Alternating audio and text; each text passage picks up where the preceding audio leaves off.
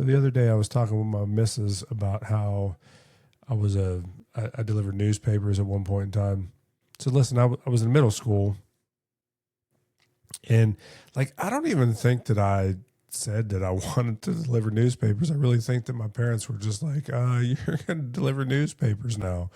Um, I don't know. I guess I was an expensive tween. Who knew? Whatever. Um, so yeah, they're basically like, "Hey, you're going to get a newspaper out," and man, what a scam that crap was. So 7 days a week, never a day off. Like they made the newspaper on Christmas Day, and you had to go deliver the newspapers. And so it was an afternoon newspaper Monday through Friday, and then on the weekends it was a morning newspaper. So every day, Saturday, Sunday through Saturday, I was delivering newspapers. And for the most part, I think like I had, I don't know, maybe 40 people on my route, something like that. Um, but yeah, when I got done with school, I'd come home and there'd be a stack of newspapers just sitting on the curb waiting for me to deliver them.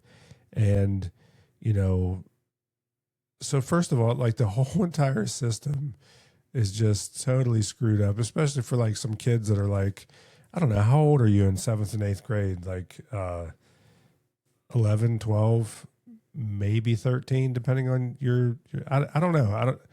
I don't know how old seventh grade. Let's do the math. Let's see. Um, 5-year-olds are in kindergarten. 6 years old first, 7, 8, 9, 10, 11, 12. So I guess I was 12 and 13 for seventh and eighth grade. Um,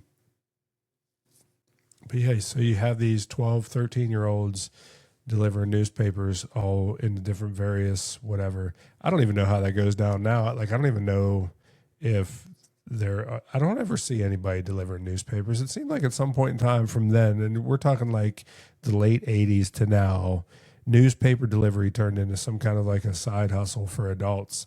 Like, you'll see cars coming through the neighborhood with like the entire back half of the car just completely stacked full of newspapers. I don't know. But yeah, so I delivered newspapers. And the thing about it was like a total shakedown from the people that produced the newspapers. So I think I had like 40 people on my route. Um, like I said, they would deliver like a stack of newspapers for me. And like I had some kind of a deal with them where they were selling me newspapers cheaper than what was the going rate for a newspaper. Like say at the time the newspapers were 25 cents, they were then selling them to us for like 21 cents each. And they literally were. It was something like that. It was like I was making like 4 cents off of each newspaper. Like I would deliver newspapers and it would take me like an hour and a half to go through my entire route. And like I don't even think like I made minimum wage. Like I think when it was all said and done, I feel like for like the entire week, I think I made like, I don't know, like $20 or something like that. Maybe it was like right at minimum wage, but 7 days a week, an hour and a half each day. Um, it's like 10 and a half hours a week if my math skills are right. Um, Mrs. Travis, I think, instilled pretty good math skills into me at that exact same time during my seventh and eighth grade year. So, but clearly not good enough for me to look at the scam of delivering newspapers and know that clearly these people were not looking out for my best interest by selling me newspapers for 4 cents less than what I was then going to have to be responsible for to get off the people that I was delivering newspapers. So yeah, like everybody on the newspaper route, they were your customers. They were people that were subscribed to the newspaper, and like they gave me like this thing that was basically like it was a means for me to have a system of knowing like who was on my route and who paid and didn't pay me. Like I had like this thing with like a metal clasp ring holding all these little cards together. These like, I don't know, they were like index card size cards.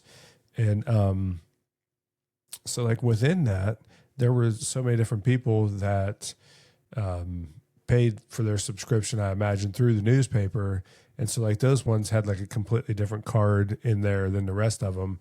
But I think that was probably like 25% of my customers, I think, were ones who were already subscribed, like paying the newspaper up front for the newspaper.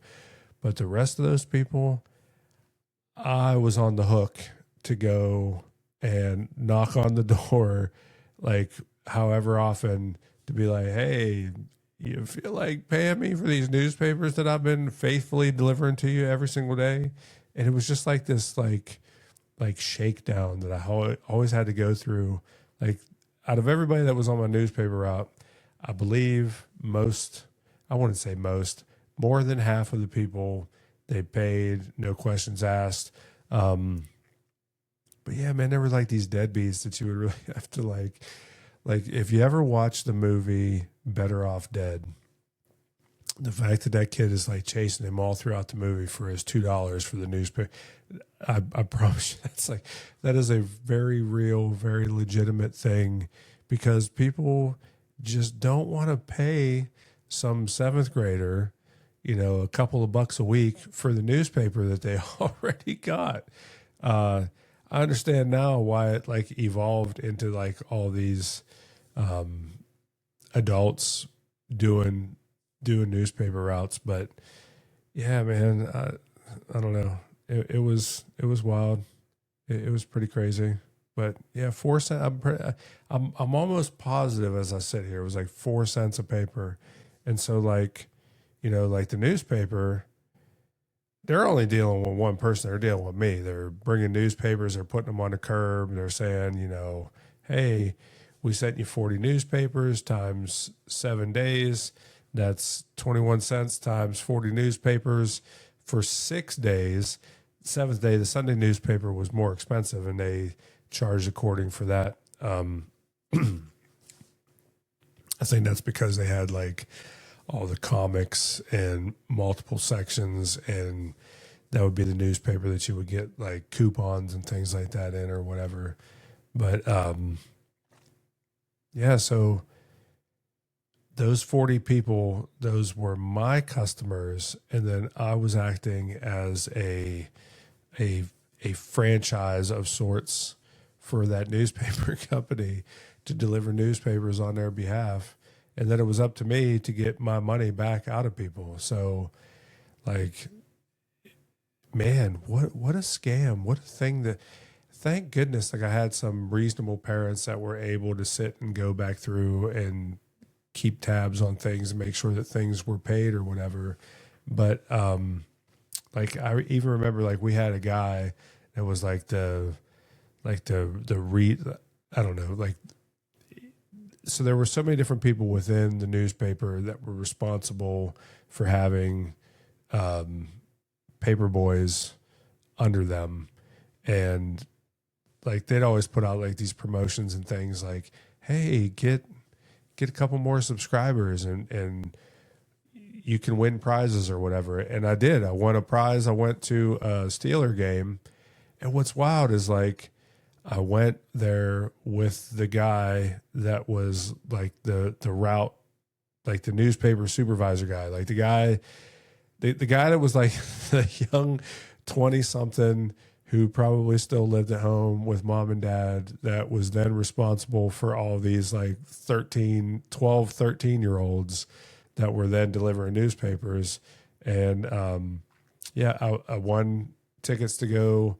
I won a ticket to go, like me, myself, go to the Steelers game with this guy. Like this guy came in his IROC, like totally stereotypical early 20 something, living at home with mom and dad kind of a car. This guy shows up with his Camaro to take me and another paper person, newspaper delivery person, I believe would be the proper 2026 way of calling somebody a paper boy. But yeah, so it was like this dude and me and another tween going to a Steelers game because we each got a couple of new subscribers for the Steubenville Herald Star. Yeah. Bob Nutting for Ogden News, cheers to you, sir. Thanks for giving me 4 cents per newspaper to deliver for an hour and a half a day back when I was like 12 years old. What a stupid thing to do.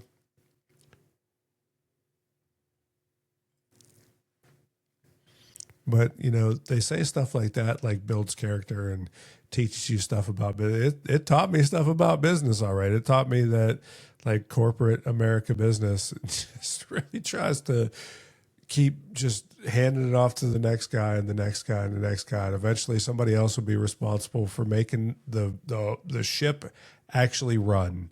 And you just sit up on high and make sure that all of your underlings pay you what they're supposed to pay you. What's wild is if they didn't bring me enough newspapers, like I said, I think I had like 40 people. If they brought me, say, like 37 newspapers, then first of all, I would have to call and let them know that. But the person that you would reach would be somebody else at the newspaper that was just like, look, kid, I don't know what you're talking about. I'll take a note and I'll make sure that it gets to whoever it's supposed to get to. And I guess that they would generally put a note on your account to say whatever. But what you were supposed to do at that point was that you were supposed to get yourself like however much it cost to get that out of the little, like the machines that you would put coins in and pull it open to then get the newspapers. They wanted you to go and do that at the local wherever and just take however many newspapers that you needed. So there were many times that the closest place for me was a little gas station called Gastown. Gastown is like where Bruno's is at. Bruno's Pizza on Sunset is at now. But I would literally go up to Gastown and put my 25 cents in and open it up and then just grab like 7 or 8 newspapers because they shorted me like 7 or 8 newspapers. Like, you totally look like a shady piece of crap going to the newspaper thing and putting change in to get a newspaper and grabbing like 7 or 8 newspapers out of it. But that was their quick fix on how you could get the proper amount of newspapers. But then like if they gave me too many, they'd charge me for that. Like if they gave me 43, they would charge me for 43 newspapers. Now you're cutting into my profits by another, however many newspapers you gave me extra. Like, what a sham to put on like an 11, 12, 13-year-old